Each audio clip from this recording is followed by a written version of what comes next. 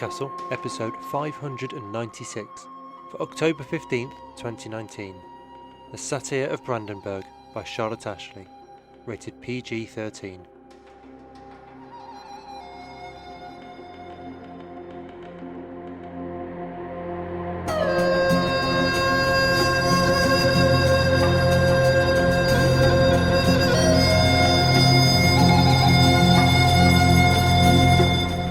Greetings, loyal subjects, and welcome to PodCastle. I'm your host this week, Associate Editor Matt Dovey. I'm very excited to bring you The Satyr of Brandenburg, written by Charlotte Ashley and originally published in the Magazine of Fantasy and Science Fiction, March-April 2018. This is going to be a two-parter, with a conclusion next week as episode 597.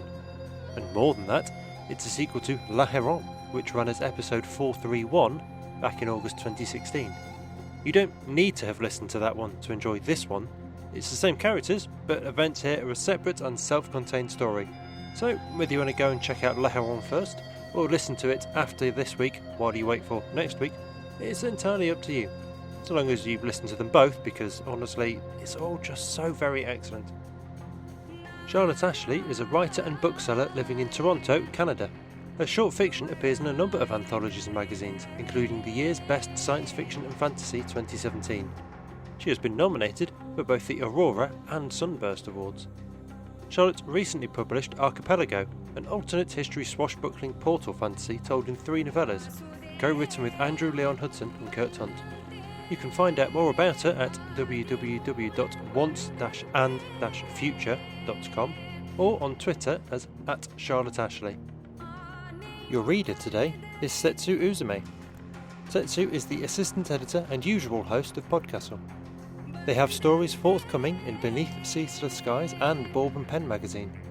Their most recent short, We Have No Word for Compassion, appeared in Grimdark magazine issue 20. You can visit Setsu at their website, setsuuzume.com. Now prepare yourself for the marvel and magnificent of the Marquess of Solemnis Tournament of Otherworld Champions. The Satyr of Brandenburg by Charlotte Ashley. Read by Setsu Uzume.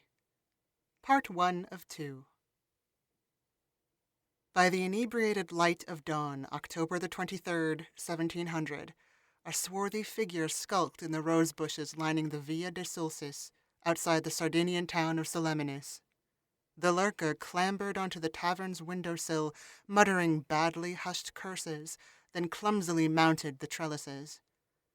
After a noisy minute of climbing, the figure leaped for the nearest second-story balcony, catching it by the fingertips.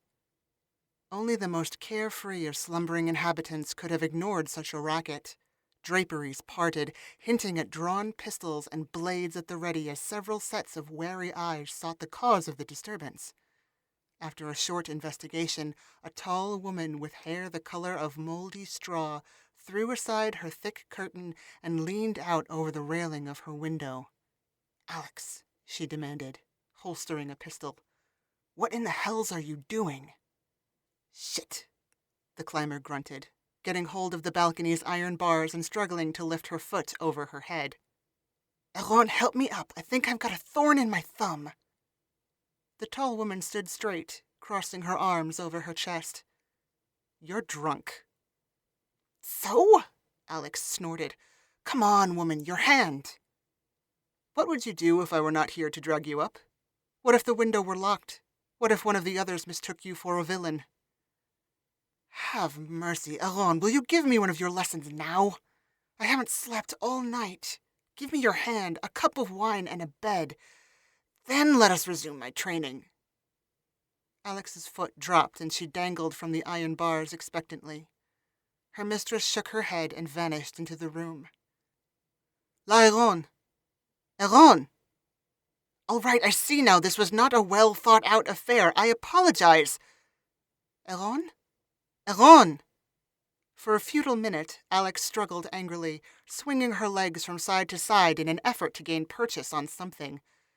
When La Héron reappeared on the balcony, she had slung about her a length of linen that looked quite a lot like Alex's bedsheets. Alex took hold of the makeshift rope and allowed herself to be hauled up. Why, for goodness' sake, did you not just wake the landlord and come through the door? Laeron asked, taking Alex under the arms and pulling her into the room. You are on the guest roll. You have every right. You told me I should not be seen with you, Alex mumbled, lurching over to her pallet and collapsing. And I suppose it is hard to shake my old habit? She grinned at her own joke, an allusion to a more cloistered youth. You're not a nun any more, and I am not your circuiter. Laeron frowned. You are the daughter of a count and a good woman. You have your own room. My room is cold. Alex rolled over and shut her eyes. As for the other thing, I cannot recall the Comte de Saint-Georges, and I certainly cannot recall any noble impression he ever made on me. You won me from Herlikin fair and square. Stop trying to foist me off. Laeron shook her head. I'm due at the castle after lunchtime. The Marquess has sent an entourage with instructions and costumes. I have to get dressed. Alex groaned and started to lift herself from the bed, but Laeron waved her away. No, you get some sleep. You should be at your best when you are presented to the court. I told you I do not care about the court, the Marquess, or my birth. I won't play the part of a poised lady that I am not. Alex gestured at her worn riding clothes, her notched belt, her rapier.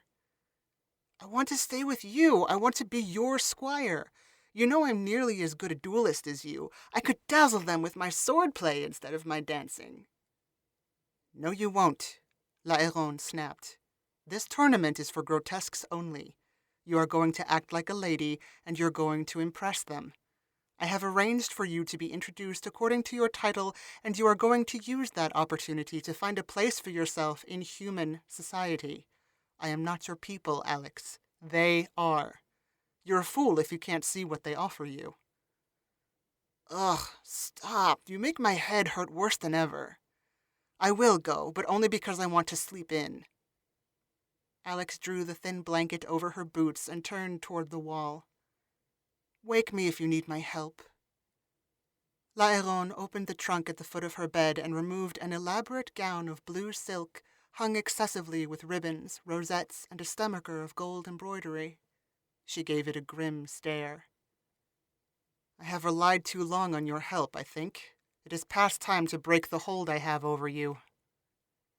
She braced herself for a denial from Alex, but the girl was already asleep. Castillo de Vicozonza, the newly fashioned seat of the Marquess of Soleminis, was hidden deep in the pines of the Campidano forest not 5 miles from the village. It was difficult to find by design and difficult to reach by necessity, but in the months since Charles II's Junta Magna had begun leaning on the Spanish Inquisition, the castle had become a choice destination for the bored and repressed nobility of Sardinia. A new construction, the palace had been appointed wielding the full wealth of Spain and the latest mechanical arts out of Naples and Rome. Subterranean rotundas were layered like a trifle under the mountain Brunco-Chirones, ballrooms with rotating floors, terraced indoor baths linked with waterfalls that flowed both ways, a cavernous musical theater fitted with the bellows of a gargantuan auto-harmonium, and a labyrinth. The exact number of underground floors was a mystery to everyone, but the potential for secret, possibly forbidden experiences made an invitation to Vicozonza all the more sought after. You cannot know what I traded to get you this invitation, Laeron hissed, her sharp knuckles needling Alex's spine like dagger points. Get up there and mingle. With a shove, both women stomped off to play their respective roles. Welcome, guests! The silver-haired Marquess of Soleminis opened both arms wide, encapsulating in his greeting both the extravagantly dressed lords and ladies in the gallery and the odd assortment of duelists on the floor in the chamber of demonstrations. Laeron took her place on the floor, tugging her skirts as she squinted under the room's 1,000 lights. It is my great pleasure to introduce you all under such festive circumstances. May you enjoy my hospitality during this, first of many exhibitions at Vikozonsa. La Héronne hid the impatient clicking of her shoes under the polite applause of the nobles. She cast an annoyed glance at Alex, who stalked about the balcony box, glaring with open hostility at those around her. On the floor, the 8-foot-tall ogre next to La Héronne looked down at her with open mirth on his face. "His hospitality," he murmured. "Suppose that means he'll let us stay in the castle instead of that shithole villa." "To my most esteemed of guests," the Marquess continued, indicating the motley crew in front of him, "I extend the welcome to the Kingdom of Sardinia. Too long have you been shut out of our beautiful country. I hope this exhibition will herald a new age of exchange between Sardinia and the other worlds. And to my lords and ladies, I present our champions, the most remarkable swords in all of Christendom." In the gallery, titters. The Inquisition would never count these exotics among good Christians. The Marquess was being naughty. "First, the famous Don Ennio Angeli of Naples, the world's oldest man, once companion to Orlando Furioso himself." A dashing man of no obvious age, dressed in the antiquated garments of a knight of Charlemagne, stepped forward, flashed a lascivious smile at a young woman in the gallery, and waved. The audience cooed, whispered, and applauded. "Impressive, yes?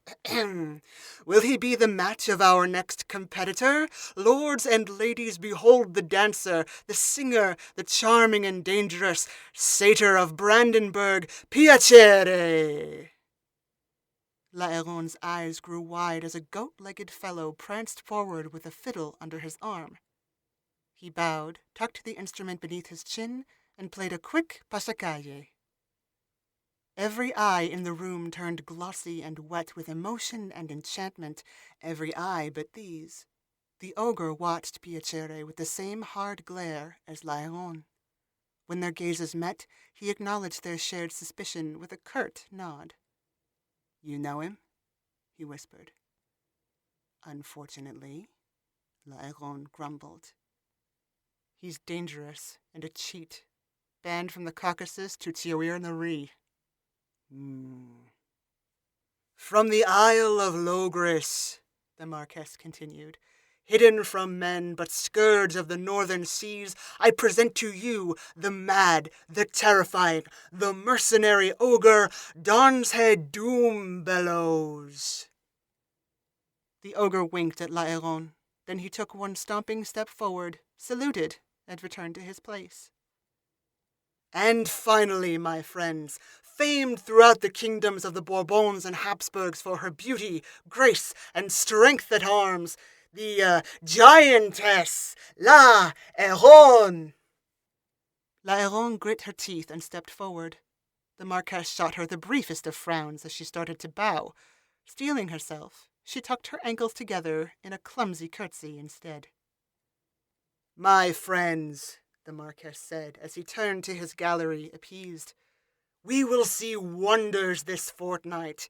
Our champions will do battle on the shifting grounds of the Chamber of Demonstrations every night for your entertainment. We shall tally their wins and losses, and on the eve of All Hallows, I will crown a supreme champion of Vikozonsa." He clapped his hands over his head. "May the best sword win!" The gallery applauded and laughed, heated more by the afternoon's libations than any interest in the martial arts. The champions and their attendants waiting in the servants' gutter were, however, more grave. The purse the Marquess had offered to whoever he judged the winner of his play tourney was enormous. Enough times the standard tournament win that La Héronne was willing to suffer the indignity of the foolish costumes and incorrect title. "What an idiot," Donshead Doombellows boomed afterward, making no attempt to keep his opinions from the disapproving staff forced to scatter from his path. "This jackanapes has no idea what he has invited into his pretty home. But you know, don't you? Despite his greater height and girth, his bare, taloned feet the size of hay bales, and his iron-capped tusks, the look he gave La Héronne was cautious. You are no giantess. But what are you? You smell like fish. La Héronne shrugged. I am La Héronne. Nothing more. You've a good nose. What did you smell of that fiddler? Don's head scowled. Rosin, barrow, semen, and the heady stench of the damned. Nobody I ever knew stunk like that. He shook his head. A cheat, eh? I don't want any trouble. I don't need gold that badly. This is supposed to be my blasted vacation. Some wine, some laughs, the sun of Sardinia. What do you say we take him on now, eh? After his cups, when all the humans are asleep. The two of us, we could best him, whatever he is. You look to be a sturdy fellow, Doombellows, but you would not fare well against Piacere if you were cornered. La Héronne pursed her lips. Let me tell you about Piacere. He does not cheat in the arena. He will not even appear in the arena if he has his way.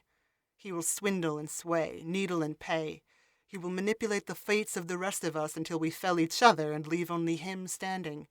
If you were to meet him in a dark alley, you would find your mother at your back with a knife in her hand, or your knife at her throat. No. She shook her head.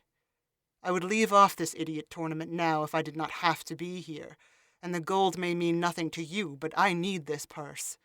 Let us just keep on our toes. We're all of us best advised to meet with him only under the bright lights of the castle halls. The ogre shook his head. Maybe you're right. Maybe you're right. Will you instead do me the honor of walking me back to Solemnis? I'd still feel safer with you at my side.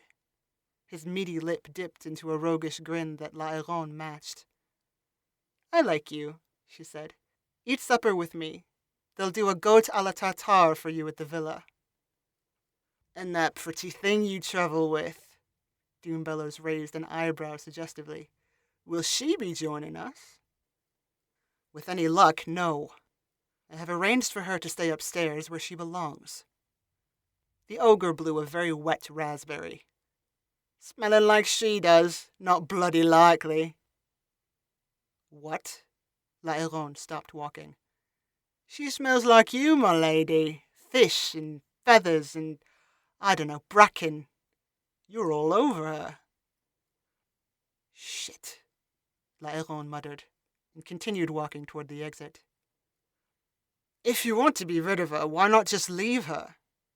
Release her from a contract, break her heart and send her away.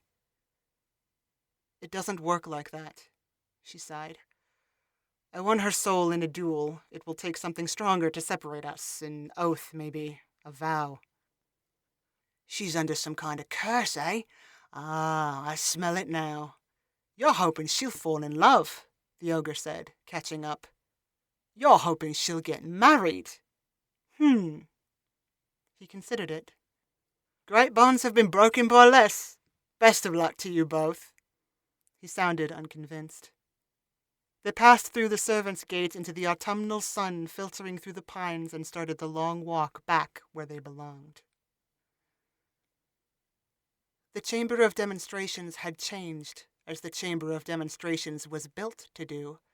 The opulent gallery remained as it had been the previous evening, raised boxes overlooking the room lit with twinkling candelabras, filling now with the arrival of chattering Sardinian lords and ladies. The floor, which yesterday had been set with nothing more than polished wooden boards, was now a painted replica of the pass at Thermopylae, complete with movable mountains and a fanciful mouth of Hades containing the open flames of a furnace. Beneath the lip of the gallery, La Héronne scuffed the heels of her dress shoes on the sand strewn across the floor to test her footing and grunted with satisfaction. I think those are real flames, Don's head muttered as he helped fasten a fleuret to the point of La Héronne's rapier. This should be interesting. It won't if Angeli fails to show up. I shouldn't be surprised if the Marquess orders you into his costume to replace him. La Héronne squinted into the shadows of the servants' gutter. This is troubling. He was with Piacere last night. then he's probably hungover. He'll stumble in before long. If he has succumbed to piacere... Wait, there's the man. Don Ennio Angeli of Naples hobbled out of the gloom into the glittering light of the hall, looking every one of his supposed 975 years. Gone was the healthy strut of yesterday, replaced with a stilted march, like someone being pushed from behind toward the gallows. He teetered past Don's head and Laéron without so much as pausing, his glassy eyes tracking them as he passed. This will be unfortunate, Don's head said. I'm afraid so, Laéron agreed. Don Angeli continued his reluctant march to the middle of the field of battle, turned to face the audience, and offered a stilted bow. Laéron joined him, saluting the audience, then her opponent. When he neither met her eyes nor returned her pleasantry, she turned to stand on her mark. Welcome, my guests, you who are about to be witnesses to an epic battle. Who shall rule the pass, the giantess or the ancient hero? Only when one champion admits defeat will the other claim victory. The Marquess met the eyes of each duelist in turn, soliciting nods that confirmed they understood the stakes. Lay on, my champions! May the greatest of you be victorious! Alex, who had secured a choice position at the Marquess's elbow, rolled her eyes. Laéron grinned in return and eased into stance. As was her custom, she was armed with only a heavy rapier, an offhand dagger tucked politely into its sheath at her side. For his part, the Don had been saddled with a fancifully decorated falchion, reminiscent of the courts of the Medici. Seeing the honed edge of his curved blade, Laéron subtly flicked the fleuret off her own weapon. Though the old man wavered in his stance, looking too weak to heft the sword, she would not chance her blood being shed without the ability to return the favor. He charged first. Suddenly, his sword raised over his head like a butcher's cleaver. Laéron waited until Angeli was close, then ducked away from his stroke, sidestepping and allowing him to tumble past her. She turned in a flourish of silk as he skidded to a stop in the sand, twisted, and raised his arm again like a marionette. The nobility in the gallery cheered gamely, and some bolder or drunker persons began calling advice to the duelists. Stab him in the heart! He's open! Behind, before he turns! Tahoe, cut her open, you idiot! Angeli charged again. This time the slash came sooner, his blade driving hard for her forearm where a buckler might have been in another age. Undefended and unarmored, Laéron skipped back, nudging the tip of his blade off course with her own and returning a quick lunge. Her point caught him lightly in the rib, drawing first blood. If Angeli had noticed, he did not show it. His blade circled up again, slashing twice more in quick succession crosswise, first at her shoulder, then at her belly. Laéron parried both blows easily and extended her arm, this time piercing the man in the shoulder. She drew back and put up her sword, giving Angeli a meaningful look. He was bleeding from 2 small wounds now, and she had barely exerted herself. The crowd laughed and applauded. In the gallery, Alex sat with Sebastian, Vicozonza's heir, a hale-looking youth with shining black hair and dark eyes fixed intently on the former nun. The Marquess caught Laéron's eye and waved a hand indicating that she should continue. Despite her dominance thus far, Angeli was making no move to concede. Very well, Laéron muttered, and settled into stance once more. This time she took the offensive. Angeli had raised his weapon again, exposing everything vital with little more than a thick doublet to protect him from her thrusts. She took 2 quick steps forward and lunged for his breast, ready to dip under his parry, but the defense never came. Instead, he stepped into her attack, her blade slipping deeper into his flesh than she intended as he drove his blade down. He hit her crossguard with such force that her rapier tore over his ribs before she dropped the weapon. "The blazes, Angeli!" Laéron cursed, stumbling backward and drawing her dagger. Blood gushed freely from the wound that cut him from breast to bladder, but he merely raised his arm once more. Stand off, man, you need a barber. Angeli's glassy eyes contained not a hint of acknowledgement. Lairon, the Marquess called from the gallery. Do you forfeit? Lairon looked back and forth between the bloodied man set to advance and their patron. I? No, my lord, but Angeli. One doesn't live to be the world's oldest man without a hint of the immortal, huh? Vicozonza laughed, allowing his guests to release their own nervous titters. Lay on, then. The man's front was now entirely drenched with blood that was starting to trail behind him as he marched toward her. Lairon leveled her little dagger reluctantly. No immortal I ever knew bled so much, she hissed at him. Don't make this worse than it has to be. It's only gold. Angeli said nothing, but dove at her again, hacking with circular strikes quicker and harder than ever. Lairon wove this way and that, dancing up the wooden planks of the fake canyon and over stones of papier-mâché, waiting for an opening. Angeli seemed hardly to see her, spinning blindly like a wind-up toy. She took careful steps back until she felt the heat of the furnace behind her. Gathering her skirts up in her fist, she narrowed her eyes and threw her dagger. The thin point took him in the wrist, sinking halfway to the hilt. Angeli appeared no more bothered by this wound than the last, but his grip loosened. Lairon wasted no time taking her advantage.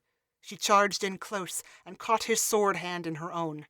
With her other hand, she gave him a shove, spinning him around and twisting his injured arm behind his back. The falchion fell to the floor with a thud. Yield, she barked at him. Angeli did not reply, but thrashed about like a fox in a trap. Lairon caught his other arm and pushed the man forward, face to the open furnace. Yield, she repeated. The crowd jeered and laughed, but Lairon frowned and hesitated. The man was as frail as ice and weighed little more than a large dog. His violent struggles served no purpose but to pump more blood from his growing wounds. Lairon tried to hold him still. There is no honor in this for either of us, you fool, she hissed, leaning into his ear. Yield before you kill yourself. Angeli quit his struggling. Lairon loosened her grip and sighed. Good man. Now. All at once, Angeli wrenched forward again. The motion caught Lairon off guard and she stumbled, tripping over the man's heels and propelling him toward the flames. With a yelp, she recovered and caught the back of his jerkin just as his wounded arm dipped into the mouth of the fire. Don Ennio Angeli did not even shout. Lairon yanked him away from the furnace, but his sleeve had already caught fire. In the space of a breath, his whole hand flared up like a torch, then his arm, then his collar. No! Lairon shouted, but the flame spread with the speed of a spark in a barn. She pulled away, shielding her eyes with her arm as Angeli's entire body exploded into a crackling bonfire.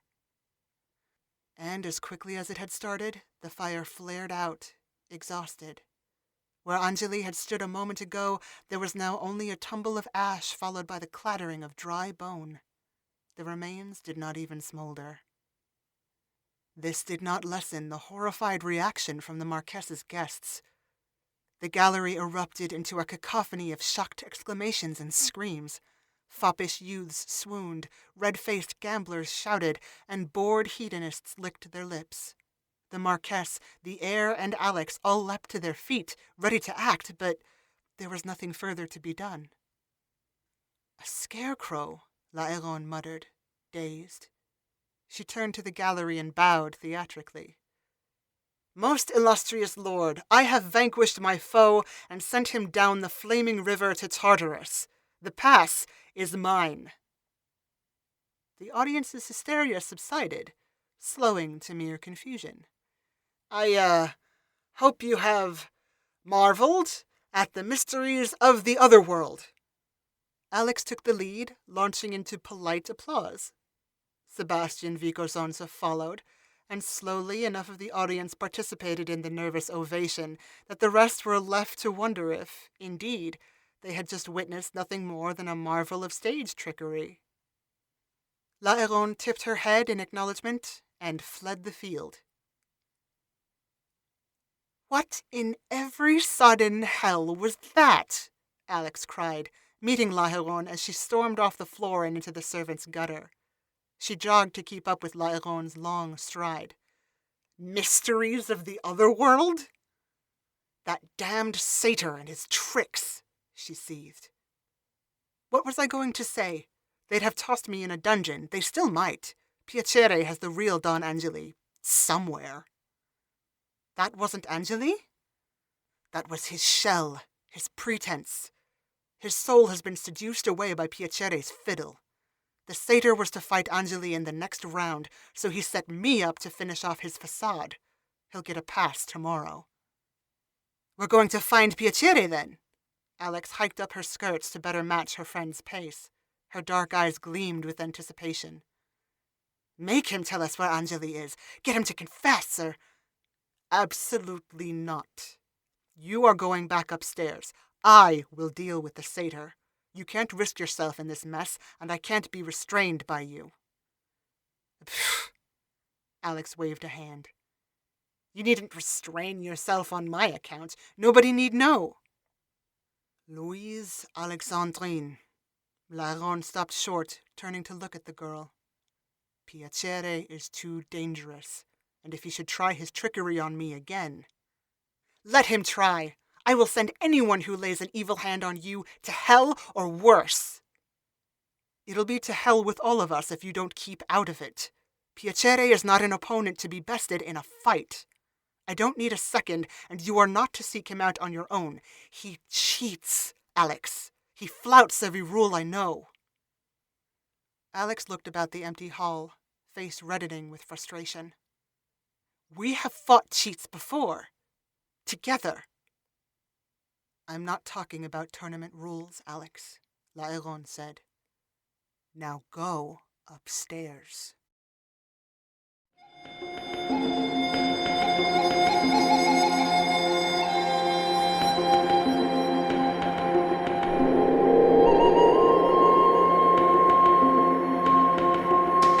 And welcome back. It's exciting, isn't it? All character and action and pace and verve. Oh, I love it. I bet it's going to have a fantastic and fascinating second half that you won't want to miss, eh? Better come back next week and find out. Until then, that was our show for this week. Firstly, I want to remind you all, we reopened to submissions today.